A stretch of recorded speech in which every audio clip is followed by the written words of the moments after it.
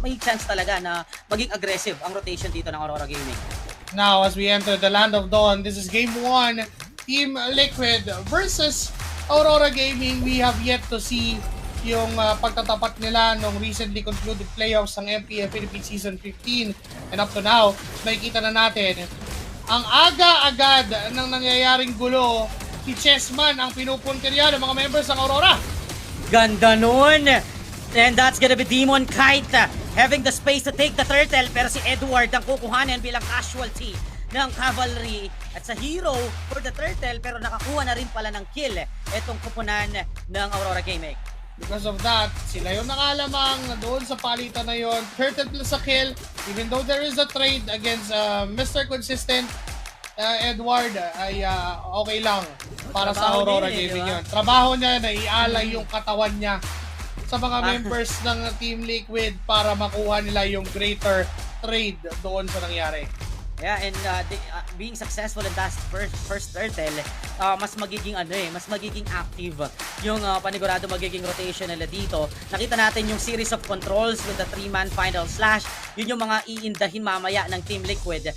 Team Liquid siguro magiging kalamangan nila prior to objective is yung mga early pick-ups na pwedeng makuha ni Sanford. Kasi yun yung prowess ng Pakito, di ba? Pumatay.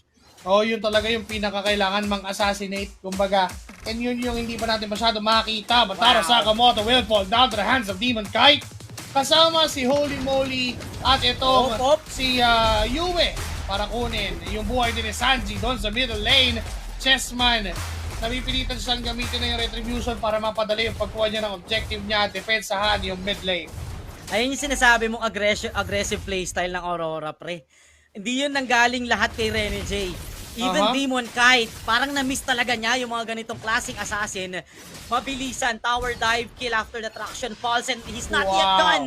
The demon himself is killing anybody he could meet inside the map. Team Liquid losing Sanford up top. Nakuha na naman yung buhay ni Edward. Siya na naman ang sacrificial lamb para mapabilis ang scale ng isang Demon Kite. And look at Rene J just giving himself also para sa Team Liquid. Pinapakita lang niya yung mga paganyan-ganyan na stutter step, yung mga pakita, it's enough threat para, okay, may sipa ako, mag-abang kayo. Tulad nito, ang pwedeng bigyan ay ito mismo, si Minju Sanford. Makaka-flicker pa naman, Chessman daw.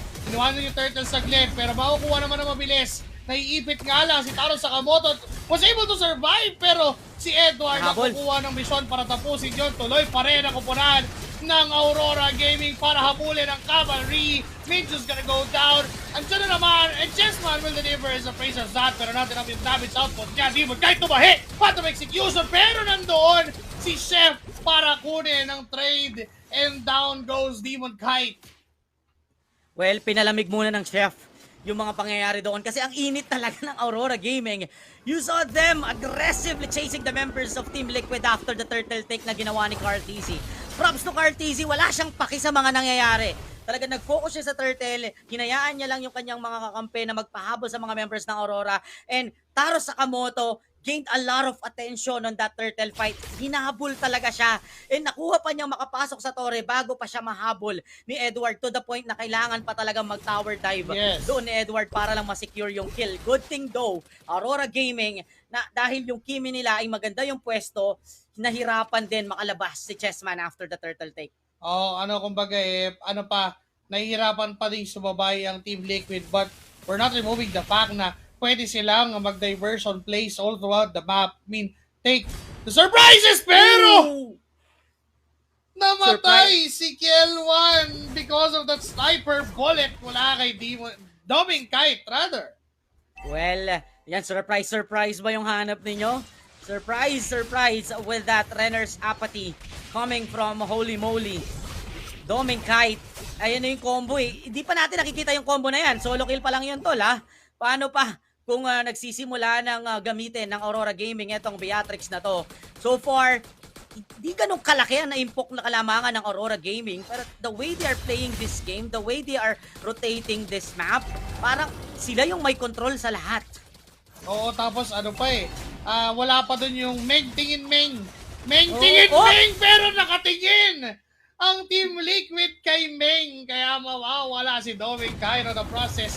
Napakagandang ikot mula kay Taro Sakamoto. May sipa doon, hindi natuloy. Medyo mali yung anggulo. Kaya hindi pa din magulo para sa Aurora Gaming dahil nandoon si Edward para kunin yung final slash na yun. Sanford daw, hinahanap. Ito si Yue, pero di niya maabutan. Ngayon si Demon kahit na lang ang hahabol with the shield coming in with the first kill ng Pakito, makakasurvive pa. Pero nandito at hahabol ang mga members ng Aurora. Grabe, habol kung habol, pero Oy! Final shutdown! Sasayaw sana si Oheb, pero biglang hinampas! Sinampal! Aurora Gaming still winning that team fight, ladies and gentlemen. It's an unchained wipeout kasi si Sanji na natira ngayon ay kabubuhay lang.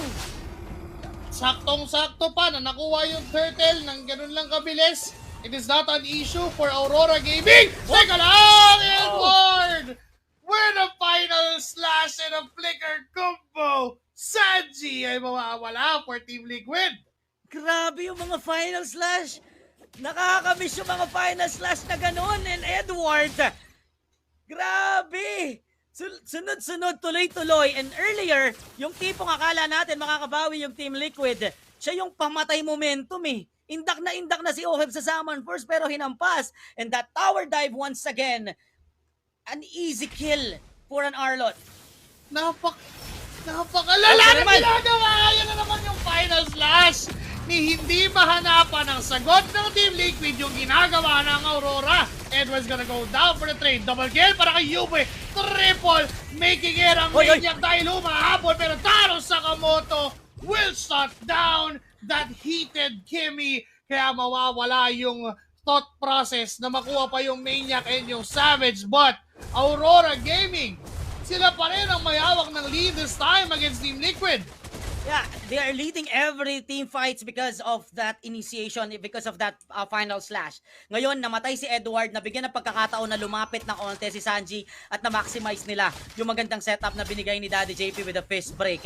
Napalalim naman that time ang Aurora. They thought na kaya nilang linisin ang buong mapa, i-wipe out ulit itong kupunan ng Team Liquid, pero nandun pa rin yung threat ng Louie, yung dispersion, yung duality. Pag nakadikit doon ang mga squishy heroes ng Aurora Gaming is kaya pa rin ma-burst down. Napaka line perfect lead, mga team fight na gusto. And si Chessman ang naging target. Meanwhile, Demon kahit doon sa kabilang banda ay pinipigilan lang ng mga members sa Team Liquid. Pero LJ, tumitingin sa mga members sa Team Liquid pero wala naman siyang sipa at that time. So yung threat lang. Kaso nandito na yata yung counterplay. May final slash na gagamitin si Edward. Sanford's gonna go down. Tatlong miyembro na lang sa Team Liquid ang natitira para dumipensa. Pero didisiplina dahil Lord ang punteriya ng members ng Aurora. May mga setups naman mula sa Team Liquid eh. Nandun yung face break ni Taro Sakamoto. Pero yung final slash ulit, yung pumatay doon kay Sanford. 2 members ang nabakuran with the fist break, but the final slash displays that Pakito at napalalim siya. Kahit gaano kataas yung damage output ng Pakito, kung ganito ang damage output din ng Aurora Gaming is bago pa siya makadikit sa mga squishy heroes ng Aurora is mapapas lang na siya. Ito yung difference ng damage type XP sa mga sustain and crowd control type. Kasi ngayon kailangan talagang dumikit ni Sanford para lang mapatay yung Kimmy at yung Beatrix. Ang kapalit nun, pag siya naman ang na-shutdown na counter ni Edward, wala siyang makukuha at siya pa yung mamamatay. Ready, Jay! Medyo sipa pa loob, kaya nagkamali nga lang ng angulo. Pero Edward is still there for the crowd control. At yung kaninang pagkakamali ay naitamang bigla. Ngayon tutong pa yung 4, gawin mo ng 5. Another triple for Yue.